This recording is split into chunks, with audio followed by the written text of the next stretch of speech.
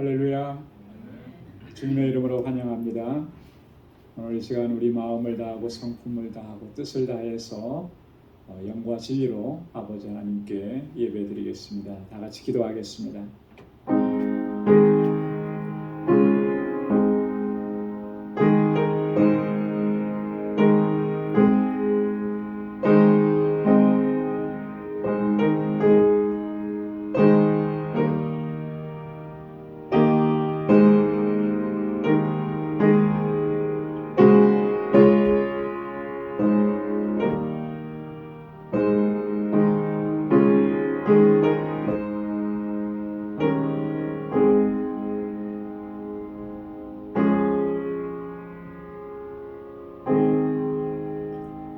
여호와여 구하옵나니 이제 구원하소서. 여호와여 우리가 구하옵나니 이제 형통케 하소서. 여호와의 이름으로 오는 자가 복이 있으며 우리가 여호와의 집에서 너희를 축복하였도다. 여호와는 하나님이시라. 우리에게 비추셨으니 줄로 희생을 제단불에 맬지어다. 주는 나의 하나님이시라. 내가 주께 감사하리이다. 주는 나의 하나님이시라. 내가 주를 높이리이다. 여호와께 감사하라. 그는 선하시며 그 인자하심이 영원함이로다.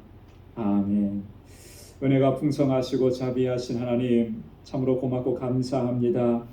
성의로 지난 3일 동안도 저희들을 불꽃 같은 눈동자로 지켜주시고 이 험한 세상, 유혹과 시험이 많은 세상을 살면서도 하나님 주님의 은혜 안에서 매일매일이 승리의 삶이 될 수 있도록 인도해 주시니 감사합니다.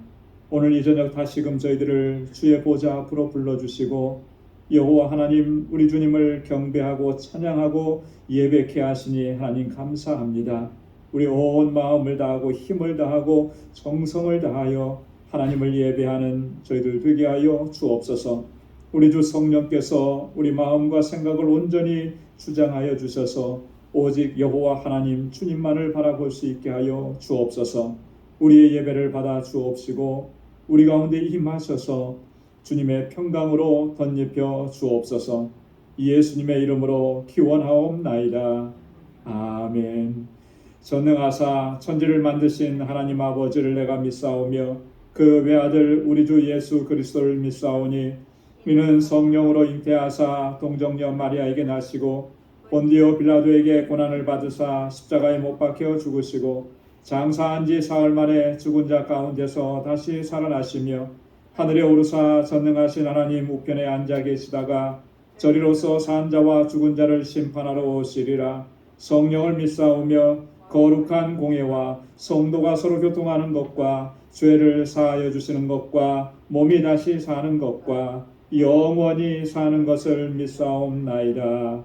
아멘. 이 시간 찬양으로 하나님께 영광을 돌리겠습니다. 내 손을 주께 높이 듭니다.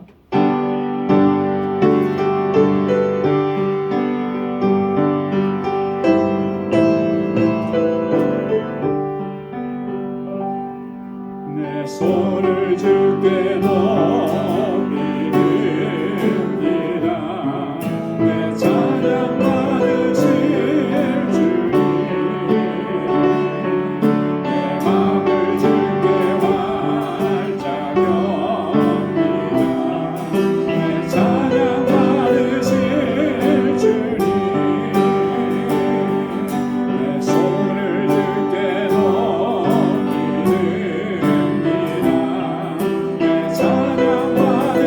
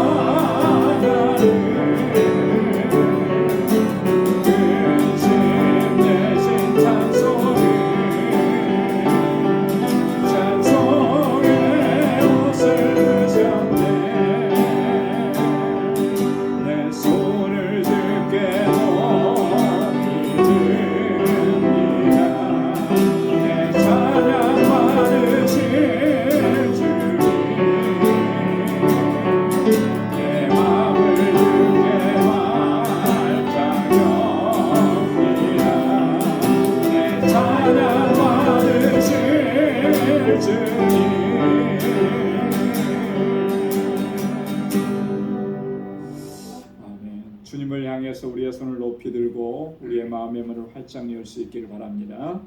선한 목자가 되신 우리 주, 우리 힘차게 박수하면서 찬양하겠습니다.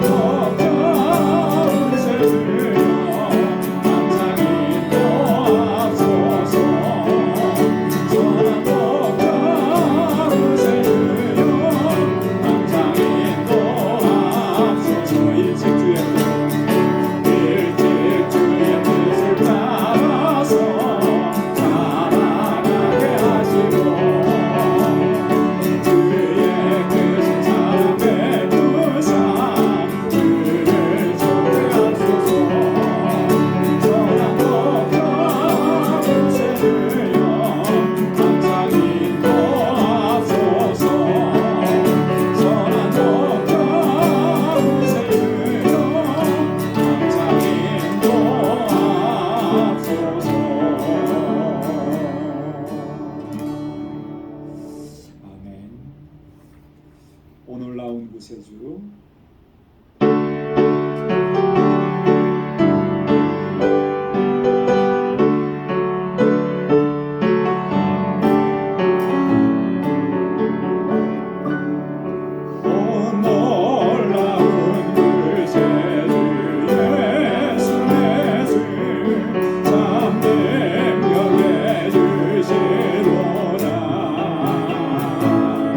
큰 바위 샘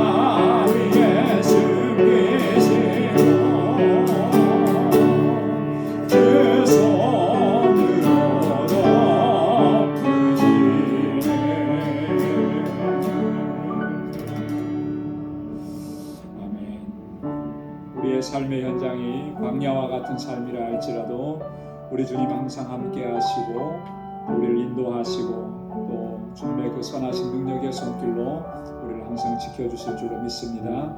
우리 이 시간 다 같이 통성으로 함께 기도하겠습니다. 교회를 위해서, 우리 또 직분자들을 위해서, 각 기관들을 위해서, 우리 유스그룹과 EM 또 목회자 청빙을 위해서 같이 기도해 주시고요. 우리 교우들과 또 특별히 환우들을 위해서 같이 기도해 주시고, 선교사님들을 위해서, 알라메다 방주교회 위해서 같이 기도해 주시고, 또 우리 조국 대한민국을 위해서, 우리가 살아가고 있는 이 땅을 위해서, 또 우리 우크라이나의 지금 전쟁 상황 하나님께서 속히 종결시켜 주시고 또 평화를 허락해 달라고, 또 오늘 이 시간 주님 앞에 가지고 나온 우리 간절한 기도의 제목 함께 다 같이 통성으로 기도하겠습니다. 은혜가 풍성하시고 자비하신 아버지, 참으로 고맙고 감사합니다. 아버지 하나님, 오늘 이 저녁에 저희들을 이렇게 사랑하셔서 주의 거룩하신 보좌 앞으로 불러주시고 경배하고 찬양하고 하나님 예배하게 하시니 감사합니다. 우리의 온 마음을 다하고 힘을 다하여 주님을 예배하고 찬양하는 저희들 되게 하여 주시옵소서. 언제나 우리의 중심이 여호와 하나님 주님을 바라게 하시고 소망의 주님을 바라보고 믿음으로 달려가는 저희들 되게 하여 주옵소서. 연약합니다. 참으로 어리석습니다. 아버지 하나님 불쌍히 여겨주시고 주의 긍휼과 자비를 베풀어 주옵소서. 아버지 하나님 주님을 향한 이 마음이 변치 않게 하시고 언제나 신실한 하나님의 백성으로 설 수 있게 하시고 거룩한 하나님의 백성답게 살아갈 수 있도록 은혜 베풀어 주옵소서. 오 하나님 아버지, 이 시간도 하나님 주님 앞에 간절히 저희들 마음을 같이 하고 뜻을 같이 하여 간구하고 부르짖습니다. 아버지 하나님 응답하여 주옵소서. 주님께서 세워주신 우리 방주교회가 진정으로 하나님께서 기뻐하시는 믿음의 공동체가 되기를 소망합니다. 주님 붙잡아 주옵소서. 우리 모든 권속들이 마음과 뜻을 같이 할 수 있게 하시고 온전한 믿음 안에 굳건하게 서도록 도와주옵소서. 하나님의 기쁨이 되는 삶을 살아가게 하시고 오직 주님의 영광을 위해 살아가는 저희들 되게 하시고 아버지 하나님, 이 시간도 하나님 우리 온 마음을 주님께로 집중할 수 있도록 도와주옵소서. 아버지 하나님, 주께서 세워주신 귀한 종들에게 능력과 권능을 함께 하시고 아버지 하나님, 주님의 몸된 교회와 백성들을 위해서 하나님 수고하고 한 시간인 그 모든 것들을 기억하시고 은혜를 베풀어 주옵소서. 아버지 하나님, 영원 구원의 사명을 잘 감당하는 우리 권속들 되게 하시고 아버지 하나님, 정말 진정한 믿음의 공동체, 아름다운 사랑의 공동체로 든든하게 서게 하셔서 주님 오시는 그날까지 주의 이름을 선포하고 증거하는 저희 되게 하여 주시옵소서. 아버지 하나님, 바라고 원합니다. 하나님, 이곳에서 자라는 어린 청년들과 우리 학생들 청년들을 주의 장중에 붙들어 주시옵소서. 하나님의 귀한 일꾼들이 다 되게 하시고 이 세대를 변화시켜 나가는 주의 백성들이 되게 하여 주옵시고 아버지 하나님, 저들을 하나님의 말씀으로 양육할 귀한 종을 속히 보내어 주셔서 아버지 하나님, 주의 살아계신 말씀으로 저들을 양육하게 하여 주시옵소서. 아버지 하나님, 바라고 원합니다. 우리 권속들 가운데 육신의 연약함, 아버지 하나님 고통과 질병 가운데서 아버지 하나님 주님 앞에 간구하는 심령으로 아버지 주님의 손으로 만져주시고 치료하여 주시옵소서. 아버지 하나님의 강하신 발로 붙들어주시고 성령의 불로 치료하여 주시고 온전하게 회복시켜 주옵소서. 육신의 질병뿐만 아니라 우리의 영혼의 질병도 치료하여 주시사 주님을 향하여 열심을 내게 하시고 아버지 하나님, 주님께 갈급한 심령으로 나오도록 도와주시고 아버지 하나님, 사랑하는 성도들의 아버지 삶 속에 늘 함께 동행하여 주셔서 주님의 주시는 평강을 누리는 삶이 되게 하시고 아버지 하나님, 하나님의 이끌어주시는 전신갑주로 무장하고 이 영적 싸움에서 승리자가 되게 하여 주옵소서. 아버지 하나님, 주의 복음을 주의 복음을 전하는 우리 선교사님들, 특별히 알라미다 방주교회와 정득수 선교사님, 또 모든 사역자들 하나님 붙잡아주시고 아버지 하나님, 귀한 사역을 감당할 때 어려움이 없도록 주님 동행하여 주시고 귀한 열매가 가득하도록 은총을 베풀어 주시옵소서. 우리 떠나온 조국을 긍휼히 여겨 주옵소서. 아버지 하나님께서 함께 하시고 이 나라의 민족이 정말 아버지 하나님 주님 안에서 바로 설 수 있도록 도와주시고 모든 아버지 하나님의 백성들과 주의 종들을 통하여서 이 나라의 민족이 하나님 앞에 바로 세워져 갈 수 있게 하시고 아버지 세계 가운데 우뚝 서서 하나님의 세계를 이끌어가는 귀한 민족이 되게 하시고 하나님의 사랑과 하나님의 말씀을 전하는 귀한 나라가 되도록 도와주시옵소서. 아버지, 우리 땅에 이 땅을 살아가고 있는 이 땅도 하나님 긍휼히 여겨주셔서 정말 주님의 뜻하신 일들을 잘 이루어 나갈 수 있는 아버지 하나님 주의 백성과 아버지 이 나라 민족이 되게 하여 주옵시고 특별히 아버지 하나님 우크라이나 하나님 긍휼히 여겨 주옵소서.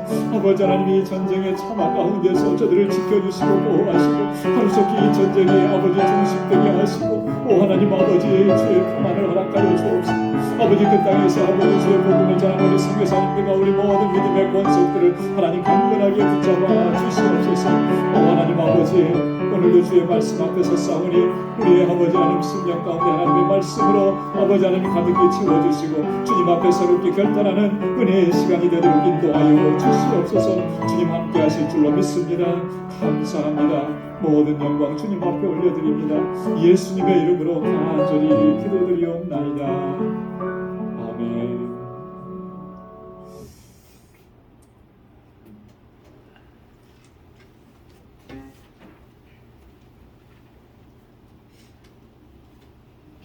이 시간 오늘 함께 묵상할 하나님의 말씀 로마서 제8장 26절에서부터 마지막 39절까지 말씀입니다.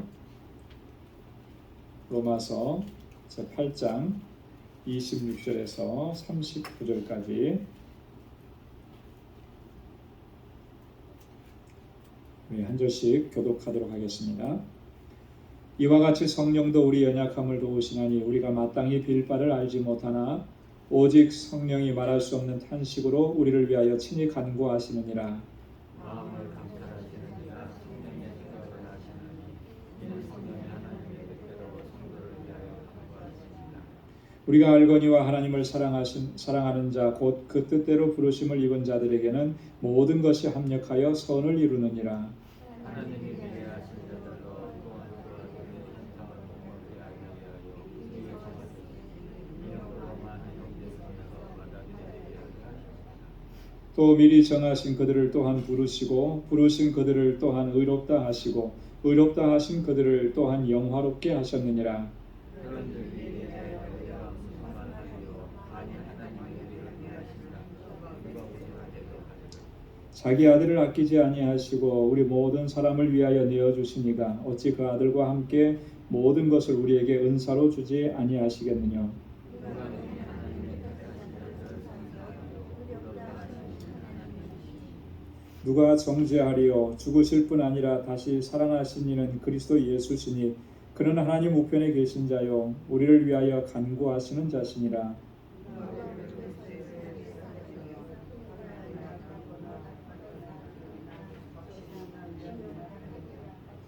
기록된 바 우리가 종일 주를 위하여 죽임을 당케 되며 도살할 양같이 여김을 받았나이다 함과 같으니라. 그러나 이 모든 일에 우리를 사랑하시는 이로 말미암아 우리가 영원히 이기리라. 내가 확신하노니 사망이나 생명이나 천사들이나 권세자들이나 현재일이나 장래일이나 능력이나 조금이나 기쁨이나 다른 아무 것들이라도 우리를 우리 주 예수 그리스도 안에는 하나님의 사랑이 없을 수 없습니다. 아멘. 할렐루야. 우리 로마서 8장의 이제 세 번째 시간으로 마지막 부분인데요. 마지막 절에 보면은 하나님의 사랑에서 끊을 수 없으리라 그랬습니다. 이게 핵심적인 그런 요소죠. 하나님께서 우리를 사랑하시는 그 사랑의 줄에서 그 어떠한 세력도 어떠한 것들도 그 누구도 그것을 끊을 수 없다라고 하는, 바울은 이 확신 속에서 이렇게 증거하고 있는데 결론적으로 얘기하면 우리도 이런 확신을 가지고 이 땅에서 믿음의 길을 걸어가야 할 줄로 믿습니다. 오늘 본문의 말씀을 보면 이렇게 크게 세 부분으로 좀 나눠볼 수가 있는데요. 26절과 27절 첫 번째는 우리의 연약함을 도우시는 성령님, 성령께서 우리를 어떻게 도우시는가라고 하는 것을 증거합니다. 그리고 28절부터 30절까지 두 번째로는 하나님의 뜻대로 부르심을 입은 자라고 하는 거죠.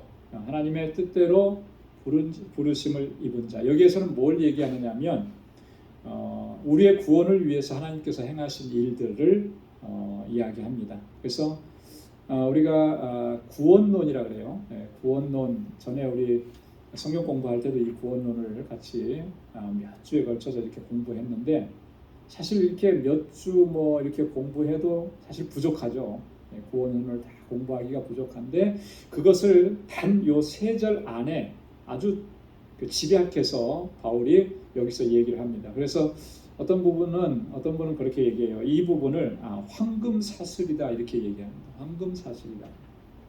구원의 우리를 위해서 하나님께서 행하신 그 구원의 역사, 그 일들을 아주 그 뭐랄까 가장 중심되는 요소들만 탁탁 뽑아서 여기서 얘기를 했어요. 그래서 하나님의 예지 예정에 대해서 얘기합니다. 첫 번째로는 하나님의 예지 예정, 하나님께서 미리 아시고 하나님께서 미리 다 정하셨다라고 합니다. 그리고 하나님께서 부르셨다는 소명을 얘기해요. 저나 여러분들이나 이렇게 하나님께서 부르셨으니까 이렇게 하나님의 앞에 나오고 하나님의 백성이 된 거죠. 하나님 부르시지도 않았는데 자기가 스스로 하나님을 찾아서 나온 사람은 한 사람도 없는 거예요. 그럴 수가 없는 거예요. 왜 그럴 수가 없죠? 우리는 전적으로 타락했기 때문에, 그죠? 완전히 타락했기 때문에. 여러분, 우리 전자기기 많이 쓰는데 요즘에 다 전자기기는 다 뭐로 씁니까? 다 배터리로다가 충전해서 쓰잖아요. 근데 충전한 게 다 완전히 방전돼 버리면 이게 작동을 합니까? 안 하잖아요. 못 해요. 마찬가지. 우리가 그런 존재였단. 그러니까 어느 누구도 스스로가 하나님을 찾을 수가 없어요. 하나님께서 먼저 우리를 불러주셨기 때문에. 그래서 하나님의 부르심, 이걸 이제 다른 말로는 소명이라 그렇게 얘기합니다. 하나님께서 우리를 불러주셨다. 자, 그 다음에는 하나님께서 우리를 의롭다 하셨다. 여러분, 의롭다 하심을 다른 말로는 뭐라 그랬죠? 칭의라 그랬죠. 칭의. 이게 굉장히 중요한. 죄인인데 우리 죄를 다 용서해 주시고 우리를 의롭다고 불러주신 거예요. 근데 이게 얼마나 중요한 건지 이따가 한번 다시 또 살펴보겠습니다. 그리고 마지막에 또 얘기한 게 뭐냐면, 여러분, 구원의 완성은 다른 말로 뭐라 그래요? 영화라 그래요. 영화. 그죠? 우리를 영화롭게 하셨다. 자, 그러니까 이 구원에 관해서 하나님께서 우리 가운데 역사하신 것들을 아주 중요한 부분들을 이렇게 다 여기서 이제 얘기합니다. 그래서 이게 굉장히 중요한 거예요. 두 번째 단락에서는 그렇게 얘기하고, 마지막에 이제 세 번째 단락, 최후 승리에 대한 확신입니다. 31절부터 39절까지. 최후 승리. 여러분, 우리가 이 땅에 살면서 그리스도인들은 사실 고난도 있고 환난도 있고 핍박도 받고 박해도 받습니다. 정말 세상에서는 가장 힘없고 가장 연약한 자 같아 보여요. 그러나가 중요한. 그러나 이미 우리는 승리한 사람들이에요. 그죠? 승리했고 또 마침내 마지막에 최후의 승리할 사람들입니다. 그 승리가 우리에게 주어진 거예요. 근데 그것을 우리가 어떻게 확신할 수 있느냐라고 하는 거예요. 그죠? 뭐가 확신의 근거가 있어야 그런 확신을 가지고 갈 거 아니에요. 근데 바울은 내가 확신하노니 그렇게 하면서 그런 확신하는 내용들을 쭉 설명을 해줍니다. 그래서 바울이 이렇게 확신하는 근거가 되는 그 믿음을 가지고 있다면 오늘 우리도 그 믿음을 소유하면 이 땅에서 하나님께서 주시는 승리를 날마다 경험하면서 살아가게 될 줄로 믿습니다. 자, 그러면 첫 번째부터 보겠습니다. 이 16절과 27절에 보면 우리의 연약함을 도우시는 성령님이다 하겠습니다. 26절에서는 그래서 말할 수 없는 탄식으로 우리를 위해서 친히 성령께서 간구하신다 그랬어요. 여러분, 우리의 연약함을 도우신다 그랬습니다. 여러분, 연약하십니까? 강건하십니까? 이 질문에는 참 대답하기가 애매하죠. 여기서 말하는 이 연약함이라고 하는 것은 이런 의미예요. 뭐 우리가 육신적으로 유한하고 유약한 존재다라고 하는 그런 의미는 아닙니다. 여기서 말하는 이 연약함이라고 하는 것은 이런 거예요. 본질적으로 근본적으로 우리 안에 있는 이런 어떤 그 인간의 부패하고 타락한 본성을 얘기하는 거예요. 이걸 가지고 있는 존재라고 하는 거예요. 죄의 성향을 얘기하는 것입니다. 여전히 우리가 죄의 성향을 가지고 있는 그런 존재라고 하는 것을 얘기합니다. 여러분, 우리 안에 여전히 남아있는 이 죄의 성향, 이 죄성 때문에 사실 우리가 하나님의 뜻에 순종하지 못하고 순종하고 싶은데 순종하지 못하잖아요. 그죠? 여러분, 우리가 완전하게 하나님의 뜻에 순종한다면 걱정하고 염려할 게 뭐가 있겠습니까? 그런데 그러지 못하는 연약함이 우리 안에 있는 거예요. 그 연약함이라고 하는 것은 바로 이 내 안에 있는 죄의 성향들이라는 죄성이라고 하는 거예요. 그래서 그것 때문에 우리가 하나님의 뜻을 거스리고 또 종종 이렇게 죄를 범하게 되는 거죠. 여러분, 로마서 7장에서 우리가 다 살펴봤습니다. 바울이 탄식하는 것도 그런 거였잖아요. 그죠? 여러분 바울이 어떻게 탄식했습니까? 그렇죠. 나는 공고한 사람이라 그랬잖아요. 왜 공고한 사람이에요? 내가 내 안에는 선을 하고 싶은데 원하는 것은 선을 하고 싶은데 근데 내가 보니까 도리어 원치 아니하는 악을 행하고 있다. 그러니까 내 안에 정말 성령께서 다스리시는 그 부분이 있는데 또 다른 법이 나를 또 지배하고 나를 이끌어가고 나를 유혹하는 거. 그래서 때때로 내가 거기에 이끌림을 나가서 하나님 앞에 불순종하고 범죄하고 이런 연약함을 내가 보였다라고 하는 거죠. 그래서 이 곤고한 자를 나를 누가 나를 건져낼 수 있겠느냐? 누가 나를 건져주시고 나를 구원하시겠느냐? 구원해 주셔야 되는데 그렇게 탄식하면서 간구하는 거죠. 사실 이 바울의 탄식은 저희들의 탄식도 마찬가지잖아요, 그죠? 늘 연약함 속에서 또 실패하고 넘어지고 그렇지만 또 주님 앞에 나와서 이렇게 엎드리고 그런데 이런 연약함을 도우시는 분이 있는데 누가 도우신다 그랬어요? 성령께서 우리를 도우신다. 자, 여기 보면 또 마땅히 빌 바를 알지 못한다 그랬어요. 여러분 우리가 하나님 앞에 기도한다고 하고 간구한다고 하는데 사실 이 뒤에도 나오지만 하나님의 뜻대로 간구하는 것이 과연 얼마나 될까요? 정말 하나님의 뜻대로 간구해야만 그것이 우리에게 응답이 되는 것인데 과연 우리가 기도하는 것 중에 하나님의 뜻대로 간구하는 게 얼마나 될까? 예전에도 한번 말씀드린 적이 있습니다만 그 후안 카를로스 오르티즈라고 하는 목사님이 계시는데 그분이 쓴 책 중에 그런 책이 있다. 우리의 대부분의 기도는 하나님의 나라에서 잡동사니 쓰레기처럼 취급된다고 하는 그런 내용의 책. 좀 샤킹하죠. 충격적이잖아요. 그죠? 우리의 대부분의 기도가 그렇대요. 왜 그럴까요? 무엇을 근거로 해서 그렇게 얘기했을까요? 하나님의 뜻대로 구하지 않는 것이 너무나 많기 때문에. 내 욕심과 내 야망, 내 뜻대로 구하는 것들이 너무나 많기 때문에 그런 기도는 하나님의 보좌에 상달이 안 된다라고 하는 거예요. 그래서 사실 우리가 이 부분에 있어서 정말 진지하게 나의 기도 생활을 돌아봐야 하는 것입니다. 마땅히 빌 바를 알지 못해요. 우리의 부패하고 타락한 본성이 이런 영적인 능력을 상실시켜버린 것입니다. 그래서 하나님의 뜻을 구하지도 않고 하나님의 뜻을 알지도 않고 반드시 구해야 되는데 구해야 될 것을 구하지 않고 엉뚱한 것을 구하고 있다. 자, 그럴 때 성령께서 어떻게 하신다 그랬습니까? 말할 수 없는 탄식으로 우리를 위해서 친히 간구하십니다. 여전히 우리 안에 있는 죄성 때문에 우리가 빌 바를 알지 못하고 잘못된 것을 구할 때 성령은 탄식하면서 우리를 위해서 친히 간구해 주신다. 성령께서 계시기 때문에 오늘 우리가 하나님 앞에서 부족하지만 바른 길로 나아갈 수 있게 되는 줄로 믿습니다. 성령은 우리의 중보자가 되시는 거예요. 나를 위해서 간구하시는 분입니다. 성령께서는 우리의 심령 가운데 내주에 계셔서 항상 우리가 무엇을 또 어떻게 간구해야 하는지 늘 우리에게 알려주시는 겁니다. 여러분 예수님께서 말씀하셨잖아요.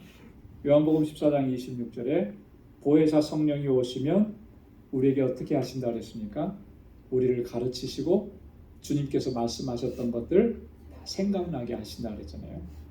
성령께서 우리 안에서 주님의 말씀을 생각나게 하시고 우리가 어떻게 구해야 하는지 무엇을 구해야 하는지 우리로 하여금 깨닫게 하시는 거예요. 그래서 성령을 의지해야 하고 성령의 도우심을 구해야 하는 것입니다. 우리가 기도할 때 성령의 도우심을 구하지 않고 그냥 하나님 앞에 이것 해달라 저것 해달라 그렇게 기도하면 결국에 가면은요 하나님의 뜻대로 구하는 것이 아니라 내 뜻대로 구하는 것들로 가득 채워질 가능성이 너무나 높은 거예요. 그래서 성령의 인도하심을 구해야 하는 것입니다. 성령은 하나님의 뜻대로 성도를 위해서 간구하신다 그렇게 말씀을 했잖아요. 여러분 하나님의 뜻대로 간구하는 것이 너무나 중요한 것이죠. 하나님의 뜻대로 구한 것만이 응답이 주어지는 것입니다. 물론 내게 필요한 것을 구할 때도 그 필요한 것이 단순히 내 필요만을 채우는 것이 아니고 그 필요가 채워졌을 때 우리가 하나님 앞에 어떻게 쓰임 받아야 될지, 여러분 여기까지 나아가야 되는 거 아니겠어요? 건강 주십시오 했을 때 그냥 건강해서 잘 먹고 잘 살고 뭐 여행 잘 다니고 이러면은 그거는 정욕으로 쓰려고 잘못 구하는 거예요. 건강해져서 뭘 하겠느냐라고 하는 거죠. 그죠?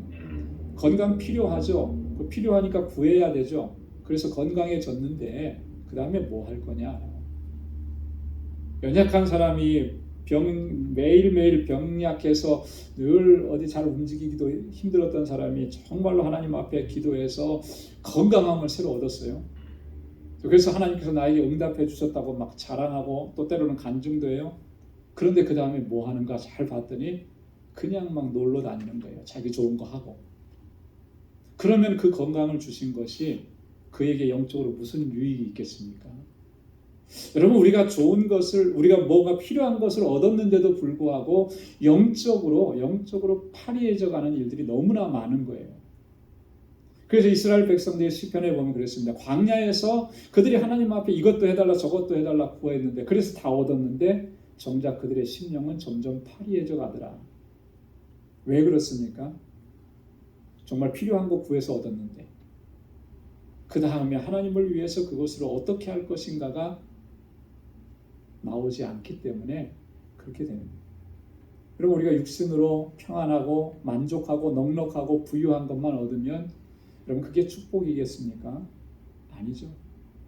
그 허락해 주신 하나님의 은사와 은혜로 하나님의 영광을 위해서 쓰임 받게 될 때 그 사람이 진정으로 하나님의 축복을 받고 또 하나님의 주시는 은혜 안에서 살아가는 사람인 줄로 믿습니다. 그래서 야고보서 기자가 그렇게 얘기했습니다. 야고보서 4장 2절로 3절에 보면 너희가 욕심을 내어도 얻지 못하고 살인하며 시기하여도 능히 취하지 못하나니 너희가 다투고 싸우는도다. 너희가 얻지 못하면 구하지 아니하며 구하여도 받지 못하면 정욕으로 쓰려고 잘못 구함이라. 여러분, 이거 우리가 주의해야 해요. 정욕으로 쓰려고 잘못 구하는 거예요. 정욕으로 쓴다라고 하는 말은 무슨 말이겠습니까? 내 뜻대로 하려고, 그죠? 내 야망을 이루려고, 내 뜻대로 하려고 그렇게 구하는. 그러면 그건 잘못 구하는 것이다. 여러분, 그래서 우리의 기도가 정말 하나님의 뜻을 구하는 것인지 늘 살펴야 되고, 우리가 늘 하나님의 뜻을 구하기를 힘쓸 수 있는 우리 모두가 되기를 소망합니다. 자, 두 번째로 28절부터 30절까지 단락은 하나님의 뜻대로 부르심을 입은 자들, 그들은 어떤 은혜와 그들에게는 어떤 은혜와 어떤 역사가 일어나는가라고 하는 거예요. 28절에 보면 모든 것이 합력해서 선을 이룬다 그랬습니다. 하나님을 사랑하는 자고 그 뜻대로 부르심을 입은 자들에게는 모든 것이 합력해서 선을 이룬다. 여러분, 이렇게 하나님의 부르심을 입은 자들에게는 합력하여서 선을 이루게 하시는 그런 하나님의 은혜와 역사가 일어나는 줄로 믿습니다. 그래서 이것을 바로 깨닫는 것이 우리가 참된 믿음과 신앙 안에서는 아주 중요한 키요 열쇠가 되는 거예요. 여러분, 예전에는 우리가 하나님을 알지 못했을 때, 하나님의 부르심을 받지 못했을 때는 자기 자신을 위해서 살았습니다. 그죠? 여러분들이 믿음을 갖기 이전의 삶을 한번 회상해 보십시오. 그때가 언제 일었는지 잘 모르겠지만 아마 까마득해서 잊어버렸을 수도 있을 거고 기억도 안 날 때도 있어요. 그러나 우리가 하나님의 부르심을 받기 이전에는 철저하게 자기 자신을 위해서 사는 거예요. 세상을 사랑하면서 살아가는 삶이었다라고 하는 거죠. 그러나 이제는 그렇지 않아요. 거듭나서 하나님 앞에 의롭다 하심을 얻은 사람들은 이제는 누구를 사랑하느냐 하면 자기를 사랑하지 않고 하나님을 사랑하는, 하나님을 섬기고 하나님 앞에 헌신하는 거예요. 자, 근데 하나님 믿음으로 산다고 하면서 내가 믿음이 있노라고 하면서도 하나님을 사랑하지 않고 하나님께 헌신하지 않는다면 그건 뭔가 그 믿음의 문제가 상당히 있는 거죠. 진정한 믿음이고 참된 믿음이라고 하면 하나님을 사랑하게끔 되어 있어요. 근데 하나님을 사랑하는 자들에게는 어떻게 하신다 그랬습니까? 모든 것이 합력하여서 선을 이룬다. 여러분, 이 모든 것이 합력해서 선을 이룬다라고 하는 이 말은 이런 거예요. 하나님께서 모든 것을 주장하신다라고 하는 거예요. 그래서 선한 결과가 맺어지게끔, 우리가 생각하는 그런 선한 결과가 아니라 하나님께서 선하게 여기시는 결과가 이루어지게끔 하신다. 여러분, 성경에서 이 합력하여서 선을 이루게 하시는 하나님의 역사가 가장 두드러지게 나타났던 성경의 인물 꼽으라고 한다면 요셉을 꼽을 수가 있어요. 그죠? 요셉은 하나님께서 자신에게 그렇게 섭리하시고 역사하신 것을 그는 확신했고 또 체험을 했습니다. 그래서 그의 입을 통해서 하나님이 증거하게 하셨어요. 그 창세기 50장 19절로 20절에 보면 아버지 야곱이 죽고 나서 다른 형제들이 요셉에 대해서 두려운 마음을 가졌습니다. 그때 요셉이 그 형제들에게 이렇게 얘기했어요. 요셉이 그들에게 이르되 두려워 마소서, 내가 하나님을 대신하리이까. 당신들은 나를 해하려 하였으나 하나님은 그것을 선으로 바꾸사 오늘과 같이 만민의 생명을 구원하시려 하셨나니. 하나님은 당신들이 나를 해하려고 했던 그런 정말 잔인하고 그런 포악하고 정말 무자비한 그런 일들조차도 하나님께서는 그걸 어떻게 하셨다는 거예요? 선으로 바꾸셨다는 거예요. 그 선한 결과가 어떻게 나타났냐면 당신들의 생명, 만민의 생명을 구원하게 하시려 그렇게 역사하셨다. 요셉은 그렇게 하나님께서 역사하시는 것을 체험했고 깨달았고 그렇게 고백합니다. 여러분, 우리의 눈에 보이기에 지금은 이게 참 불의한 모습 같고 내가 억울한 일 당하는 것 같고 이런 일들은 정말 이 감당할 수 없고 참을 수 없는 일이라 할지라도 요셉이 겪었던 그런 일들과 같은 일을 우리가 겪는다 할지라도 분명한 사실이 하나 있습니다. 하나님을 사랑하는 자, 곧 그 뜻대로 부르심을 입은 자들에게는 모든 것이 이것조차도 합력해서 선을 이루게 하시고 마지막 결론이 그렇게 하시는 거예요. 그게 하나님의 역사라고 하는 것이죠. 왜냐하면 하나님이 모든 것을 주관하시기 때문에. 그리고 하나님은 항상 선한 열매, 선한 결과만을 내시는 분이시기 때문에 오늘 우리가 그 믿음과 그 확신을 가지고 오늘 우리 신앙의 여정을 달려가야 할 줄로 믿습니다. 자, 29절부터 30절까지는 아까도 말씀드렸던 것처럼 구원의 과정을 요약하고 있다고 했습니다. 29절에는 미리 아신 자들, 미리 정하심 이런 표현이 나오는데 구원을 위해서 행하신 하나님의 예지와 예정이라고 하는 거예요. 또 30절에 보면은 부르시고, 이 부르심은 소명입니다. 의롭다 하시고 칭의죠. 영화롭게 하심이라 그랬습니다. 우리를 부르시고 의롭다 하시고 영화롭게 하셨다. 여러분, 여기 중요한 것이 이거예요.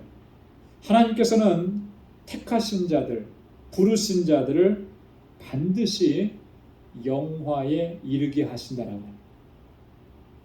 여러분, 때때로 우리가 우리의 연약함 때문에 낙심하고 좌절하고 어떤 경우에는 이 구원의 확신조차도 흔들릴 때가 종종 있어요. 신앙생활 잘하던 분들도 어려움을 겪다가 보면 정말 하나님께서 나를 사랑하시는 것인가, 이 구원의 근본적인 데서부터 흔들려서 또 갈등하는 이런 분들도 가끔씩 이렇게 만나게 되는데요. 분명한 것은 뭐예요? 하나님께서 택하시고 부르신, 그래서 구원하셔서 하나님의 백성으로 삼으신 그 사람은 세상에서 우리가 어떤 모습으로 쓰러지고 무너지고 낙심되어 있더라도 반드시 다시 일으켜 세우셔서 그 영화의 자리에 서게 하시는 것입니다. 왜 그렇습니까? 하나님은 완전하신 분이시기 때문에, 하나님은 실패가 없으신 분이시기 때문에, 그 완전하심으로 우리를 구원하셨기 때문에 반드시 영화롭게 이끌어 가십니다. 성령께서 이 일들을 주도하시는 것입니다. 그래서 이것을 신학적인 용어로 뭐라고 하냐면 성도의 견인이라고 그렇게 얘기합니다. 성령께서 이끌어 가시는 거예요. 여러분, 우리가 내 힘으로 걸어가는 것 같지만요, 이 믿음의 여정을 내 힘으로 걸어가는 거 아니에요. 성령께서 우리를 이끌어 주시기 때문에 이 신앙의 여정이 비록 고난이고 환난이고 어려움이 있어도 죽음의 위협이 있어도 거기를 걸어가는 거예요. 여러분, 내 의지라고 하면은 어떻게 되겠습니까? 두려워서 거기를 갈 수 있겠습니까? 억울해서 갈 수가 있겠습니까? 못 가죠. 우리가 의지가 강한 것 같지만 이게 얼마나 보잘것없는 건데, 우리가 강건하고 두려움이 없는 것 같지만 얼마나 두려워하는 연약한 존재인데, 그런데 하나님께서 구원하신 하나님의 백성들은 성령께서 친히 이끌어 가시는 거예요. 그래서 하나님께서 마침내 영광스럽게 하시는, 영화롭게 하시는 그 자리에 서게 하시는, 구원의 완성에 서게 하시는 것입니다. 사도 바울이 이제 다음 주부터 우리가 보게 되는데요, 로마서 9장부터 11장까지 말씀을 보면 바울이 여기서 그 바울의 간절한 소망을 얘기하거든요. 그 간절한 소망은 뭐냐면 자기 동족 유대인들이 복음으로 말미암아 다시 돌아오게 되는 거예요. 자, 그런데 이렇게 간절한 소망을 가지고 있는데 바울에게는 분명한 확신이 있어요. 어떤 확신이냐면 하나님께서 저들을 버리시지 않았다라고 하는 거예요. 저들을 버리시지 않았다. 하나님께서 그들을 반드시 하나님께서 회복시켜 주신다라고. 이런 확신을 가지는 근거가 뭐겠습니까? 그것이 바로 이 견인이라고 하는 거예요. 성도를 이끌어 가신, 하나님이 이끌어 가시고. 여러분, 로마서 11장 29절에 보면 바울이 이렇게 선언합니다. 하나님의 은사와 부르심에는 후회하심이 없음이니라. 할렐루야. 하나님의 은사, 하나님의 부르심에는 후회가 없으시라. 우리는 누군가를 선택했을 때 내 마음에 들면 흐뭇하지만은 마음에 안 들면 후회할 때가 참 많죠. 자식을 낳아놓고도 후회하시는 분들도 있다 그러더라고요. 내가 이런 꼴을 보려고 미역국을 먹었나, 이런 것도 있다. 그런데 하나님은 부르시고는 후회하시지 않아요. 제 모습을 보면은 이게 인간적인 생각을 하면 후회해도 수없이 후회하고 포기해도 수없이 포기했을 것 같다는 생각이 들어요. 그런데 하나님은 포기하시지 않아요. 왜 그렇습니까? 하나님이 기분이 좋으셔서 기분 좋으실 때 나를 선택했고 기분이 안 좋으니까 그런 거 아니잖아요. 하나님께서 나를 구원하신 것은 아까도 말씀드렸던 것처럼 우리의 구원의 그 하나님의 역사 가운데 제일 먼저 일어난 게 뭐예요? 예지 예정이잖아요. 그죠? 창조 이전에, 아까 저 본문은 안 읽었습니다만 로마서 1장, 에베소서 1장 4절로 5절에 보면 하나님께서 창세 전에 우리를 택하셨다고 그랬어요. 내가 태어나기도 훨씬 이전에, 아니 세상이 태어나기도 이전에 하나님께서는 우리의 구원을 다 계획하신 건데, 여러분 그게 그냥 우리가 뭐 어떻게 하는지 보고 구원하신 거겠어요? 아니잖아요. 그게 하나님의 완전하심이에요. 그렇기 때문에 우리를 결코 포기하지 않으시고 놓지 않으시는 거죠. 하나님의 열심으로 우리를 마침내 그 구원의 완성에 이르게 하시는 거예요. 그래서 하나님은 그 하나님의 은사와 부르심에는 후회하심이 없다고 바울이 당당하게 얘기합니다. 여기에 근거해서 하나님은 택하신 백성들을 버리시지 않는다. 그래서 로마서 11장 1절과 2절에 보면 바울이 그렇게 얘기합니다. 하나님이 자기 백성을 버리셨느냐? 여기서 자기 백성은 누구예요?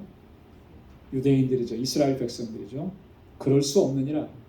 버리시지 않았다는 거죠. 하나님이 그 미리 아신 자기 백성을 버리지 아니하셨으니, 이방인들보다 먼저 택하시고 미리 아시고 백성을 삼아주신 그들을 하나님 버리시지 않았다는 거예요. 이게 바울이 이렇게 확신할 수 있는 근거가 뭐냐? 하나님이 우리를 영화롭게 하신다라고 합니다.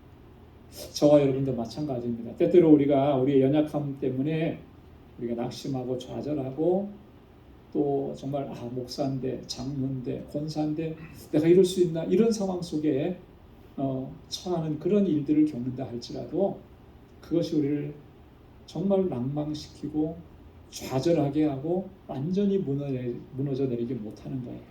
하나님께서 다시금 이렇게 세우시고 회복시켜 주시고 끌고 가시는 거예요. 또 그래서 마침내 하나님의 나라에 이르게 하시는 줄로 믿습니다. 자, 그 다음에 이제 세 번째 단락에 보면 최후 승리에 대한 확신을 바울이 또 여러 가지로 이야기합니다. 어떻게 우리가 이 최후의 승리에 대해서 확신할 수 있는가? 첫째는요, 어떤 세력도 우리를 대적할 수가 없기 때문이라는 거예요. 우리 31절 말씀 같이 한번 읽어볼까요? 다 같이요. 시작. 그런즉 이 일에 대하여 우리가 무슨 말하리요? 만일 하나님이 우리를 위하시면 누가 우리를 대적하리요? 아멘. 하나님께서 우리를 위하시는데 누가 대적하겠습니까? 대적할 수가 없는. 여러분, 하나님께서 우리를 위하시는 줄로 믿습니까? 이건 분명한 거예요. 명백한 거예요. 그러셨기 때문에 독생자 예수 그리스도를 십자가의 죽음의 자리까지 내어주셨고, 그 십자가에서 흘리신 그 보혈로 우리를 깨끗하게 씻어주시고 우리를 의롭다고 인쳐주신 것입니다. 그리고 이것뿐만 아니라 모든 것을 하나님께서 우리에게 은사로 주셨다 그랬어요. 하나님의 아들 독생자를 내어주신 분이 뭐가 아깝다고 그 다른 은사들을 안 주시겠어요? 다 그런 것을 우리에게 주십니다. 이 모든 것을 볼 때 하나님께서 우리를 얼마나 위하시고 얼마나 우리를 사랑하시는지 우리가 분명하게 확인할 수 있다라고. 그러니 누가 우리를 대적할 수 있겠어요? 32절에 보니까 자기 아들을 아끼지 아니하시고 우리 모든 사람을 위하여 내어주신 이가 어찌 그 아들과 함께 모든 것을 우리에게 은사로 주지 아니하시겠느냐. 모든 것을 은사로 주시는, 아낌없이 은사로 주시는 하나님, 그 하나님이 항상 우리와 함께 하시고 우리를 위해 하시는 거예요. 그렇기 때문에 누가 대적하겠어요? 대적할 존재가 아무것도 없다. 그래서 여러분, 우리는 세상을 향해서 당당해야 해요. 그죠? 우리를 해할 세력은 없습니다. 아무리 그것이 핍박이고 환난이고 고난이라 할지라도 우리를 대적할 수가 없어요. 왜요? 하나님이 우리와 함께 하시고 나를 위해 하시기 때문에. 자, 두 번째로 보면은 33절과 34절에 그 누구도 우리를 송사하거나 정죄할 수 없기 때문에 우리는 최후의 승리를 확신할 수가 있는 거예요. 우리 33절, 34절 말씀 함께 읽겠습니다. 시작. 누가 능히 하나님의 택하신 자들을 송사하리요? 의롭다 하신 이는 하나님이시니 누가 정죄하리요? 죽으실 뿐 아니라 다시 살아나신 이는 그리스도 예수시니 그는 하나님 우편에 계신 자요 우리를 위하여 간구하시는 자시니라. 아멘. 송사한다라고 하는 건 뭐죠? 고발, 고소한다는 거죠. 기소한다는 거예요. 정죄한다라고 하는 것은 뭐냐면 유죄 판결을 내리는 것입니다. 너는 죄가 있으니까 너는 형벌을 받아야 된다. 누가 우리에게 대해서 그렇게 할 수 있겠느냐. 사실 우리는 아까도 우리 안에는 그 연약함이 있다고 그랬잖아요. 죄성이 있어요. 그죠? 네. 그래서 때때로 우리를 고소하는 세력들이 있습니다. 뭐가 고소합니까? 양심이 고소해요. 양심. 그죠? 우리 안에 있는 양심. 그래서 로마서 2장 15절에 양심이 우리를 고발한다. 또 뭐가 우리를 고발하겠습니까? 가장 우리를 고발하는, 우리를 정죄하는, 율법이 정죄하는 거죠. 그래서 법을 보면은 우리가 그 법을 다 지키지 못한 존재인 걸 알아서 그 법이 우리를 정죄하는 거예요. 법대로 안 살았으니까. 또 누가 우리를 정죄하겠습니까? 사단이 우리를 정죄하려고. 사단이 하나님 앞에 끊임없이 참소하고 거짓, 고소하고 이렇게. 그런데 그 모든 것들은 다 이 법적인 용어를 쓰면 하나님 앞에서 어떻게 되냐면 기각되는 거예요. 기각, dismiss 되는 거예요. 하나님이 그걸 받아주시지 않는 거예요. 왜 안 받아주시겠습니까? 그런 고소를 왜 하나님께서 안 받아주시겠어요? 하나님이 우리를 의롭다고 하셨잖아요. 그죠? 하나님이 우리를 의롭다고 하셨어요. 여러분이 하나님께서 우리를 의롭다고 하신 것, 우리가 이것을 다른 말로 얘기하면 칭의라 그랬는데, 칭의라고 하는 것은요, 우리가 이해하기 쉽게 좀 생각하면 이건 굉장히 중요한 선언입니다. 의롭다 하시고, 그 칭의, 의롭다 하셨다라고 하는 말은 죄가 없다라고 하는 것을 선언하신 건데, 이것은 법적인 용어라고 하는 거예요. 법정에서 판결을 내리는 겁니다. 마치 대법원에서, 3심제의 대법원에서 확정 판결을 내리고 판결문을 쓴 거예요. 판결문. 여러분, 대법원장이 판결을 내려가지고 이 사람은 죄가 없습니다. 땅땅땅 하면 그 다음에 이 죄를 물을 수가 있습니까? 없어요. 죄를 물을 수가 없습니다. 확정 판결이기 때문에. 그런 것과 같다라고. 하나님께서 우리를 의롭다 하셨기 때문에 우리의 연약함 때문에, 우리의 부족함 때문에 때로는 이렇게 송사하는 그런 세력들이 많을지라도 하나님께서는 그걸 다 디스미스 시킨다는 거예요. 하나님이 우리를 의롭다 하셨기 때문에. 뿐만 아니라 또 하나 근거가 있는데 그건 뭐냐면 오늘 본문에 보니까 그랬어요. 34절에 보니까 뭐라 그랬습니까? 이는 그리스도 예수시니 그는 하나님의 우편에 계신 자요 우리를 위하여 어떻게 하신다 그랬어요? 간구하시는 자신이라. 하나님 우편에서 우리를 위해서 간구하시는 거예요. 뭘 간구하시겠습니까? 여기서 하나님 앞에 간구하신다라고 하는 의미는 이런 의미입니다. 하나님께서 예수님께서 우리를 변호해 주신다는 거예요. 어떻게 변호해 주시겠습니까? 이 사람은 내가 흘린 그 보혈로 씻음 받은 사람입니다. 변호해 주시는 거예요. 그 주님의 변호를 들으시고 하나님께서 나를 송사하는 그 모든 송사들, 나를 정죄하려고 하는 것들 다 기각시켜 주신 주님께서 입혀주신 그 휘노, 의의 옷을 보시고 다 기각시켜 주시는 겁니다. 그렇기 때문에 우리가 최후의 승리를 확신할 수가 있는 거예요. 여러분, 이 사실을 우리가 분명하게 기억해야 할 줄로 믿습니다. 누구도 우리를 송사할 수 없고 어떤 세력도 우리를 정죄할 수가 없는 것입니다. 왜 그렇다 하겠습니까? 하나님께서 우리를 의롭다고 칭해 주셨기 때문에. 자, 그 다음에 세 번째로는 35절부터 마지막 39절까지인데 우리가 최후의 승리를 확신할 수 있는 근거가 뭐냐면 그 어떤 세력도 우리를 그리스도의 사랑에서 끊을 수가 없기 때문에. 할렐루야. 여러분, 이게 너무나 중요합니다. 내가 주님을 붙잡고 있는 게 아니고 주님께서 나를 붙잡고 계시는 거예요.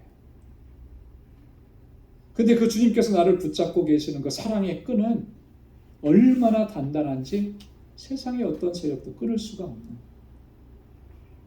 여러분, 이렇게 그 아이들하고 걸어가면은 여러분, 부모님이 자녀의 손목을 잡고 걸어가면 이 아이를 놓칠 확률은 거의 없어요. 그죠? 근데 자녀가 부모님의 손목을 잡으면 금방 놓치게 돼요. 만약에 우리가 하나님을 사랑한다고 해서 하나님의 손을 붙잡은 것이라면 여러분, 이거 금방 놓쳐집니다. 그렇잖아요. 그런데 하나님께서 나를 붙잡고 계시는 거예요. 얼마나 단단하게 붙잡고 계시는지 그 어떠한 것도 그걸 끊을 수가 없대요. 근데 오늘 본문의 말씀에 보면은 35절 이하에 보면 그걸 끊으려고 하는 세력이 얼마나 강한지 모릅니다. 환난이나 곤고나 핍박이나 기근이나 적신이나 위험이나 칼, 여러분 이런 것들 앞에서 얼마나 두려워집니까? 그죠? 네. 여러분, 누군가가 칼을 들이대고서 너 예수 믿을래? 응? 예수 믿는다 그러면 너 죽일 거고 예수 안 믿는다 그러면 살려줄 거야. 여러분, 그러면 어떻게 하실 것 같아요? 지금 이 자리에서는 절대로 예수 믿는 거 포기 안 합니다. 죽으면 죽었지 이렇게 얘기할 것 같은데 막상 이제 칼이 들어오면 어떻게 할지 안 그러리라고 믿습니다만은 이게 장담할 수가 없을 거죠. 그런 상황에 처해 보니까 그만큼 두려운 거예요. 그죠? 핍박이나 환난, 기근, 적신이라고 하는 게 뭐예요? 벌거벗은 몸이라고 하는 거잖아요. 그런 상태가 되었을 때 여러분, 곤고함이라는 게 뭐예요? 원래 곤고함이라고 하는 말은 헬라어 원어에는 좁은 방이라고 하는 뜻이에요. 좁은 방. 마치 그렇게 캄캄하고 좁은 감옥과 같은 곳에 갇힌 그런 상태와 같아요. 행동에 제약이 있고 그로 인해서 심적인 고통을 느끼는 그런 상황 가운데 처했을 때 여러분, 얼마나 이런 것들이 우리를 두렵게 하는지. 근데 그런 것도 이 하나님의 사랑에서, 우리 주님의 사랑에서 끊을 수가 없다라고 하는 거예요. 37절에 보니까 이 모든 일에 우리를 사랑하시는 이로 말미암아 우리가 넉넉히 이기느니라 그랬습니다. 이게 얼마나 넉넉히 이긴다는 거예요. 넉넉히. 완전하게 결정적으로 승리한다라고 하는 그런 의미입니다. 넉넉히 이긴다라고 하는 것. 예를 들어서 축구 같은 경기로 얘기하면 5대0, 10대0 뭐 이렇게 이긴다는 거예요. 넉넉히 상대방이 쫓아올 수 없을 정도로 그런 의미입니다. 근데 무엇으로 말미암아 그렇게 된다 그랬냐면 우리를 사랑하시는 이로 말미암아. 그 사랑의 줄이 얼마나 단단하게 나를 묶어주고 나를 붙잡아주고. 나를 사랑하시는 분이 누구예요? 하나님이시잖아요. 나를 사랑하시는 분이 누굽니까? 예수 그리스도잖아요. 그분이 우리에게 하나님께서 예수 그리스도께서 우리를 사랑하신 그 사랑은 정말 놀라워. 우리가 세상에서 뭐 사랑한다라는 얘기, 아무리 세상에서 고귀한 사랑에 대한 이야기를 들어도 하나님의 사랑, 예수님의 사랑과는 비교할 수도 없는 거예요. 어머님의 사랑이, 자녀에 대한 어머니의 사랑이 가장 헌신적이고 희생적인 사랑이라고 해도 하나님의 사랑, 예수님께서 보여주신 그 사랑에 비하면 아무것도 아닌 거죠. 그 사랑으로 우리를 꽉 붙잡고 계시고 완전히 우리를 묶어주고 계시는 거예요. 끊을 수가 없습니다. 그래서 38절에 바울이 뭐라 그랬습니까? 나는 확신한다 그랬어요. 확신한다. 내가 확신하노니 사망이나 생명이나 천사들이나 권세자들이나 현재일이나 장래일이나 능력이나 높음이나 깊음이나 다른 아무 피조물이라도 우리를 우리 주 그리스도 예수 안에 있는 하나님의 사랑에서 끊을 수 없으리라. 할렐루야. 여러분, 오늘 우리도 이 확신을 가지고 오늘 우리 믿음의 길을 걸어갈 수 있는 우리 모두가 될 수 있기를 주님의 이름으로 축원합니다. 기도하겠습니다. 하나님 아버지 감사합니다. 우리를 사랑하시는 그 하나님의 사랑이 얼마나 크고 놀랍고 강한지를 오늘 말씀을 통해서 다시 한번 저희들 깨닫게 해주셔서 감사합니다. 아버지 하나님, 우리에게 최후의 승리를 허락해 주신 그 하나님의 놀라우신 은혜를 늘 기억하게 도와주시고, 하나님, 우리가 이 땅에서 힘들고 어렵고 고통스럽고 환난을 겪을지라도 결코 낙심하거나 좌절하지 않도록 우리를 붙잡아 주옵소서.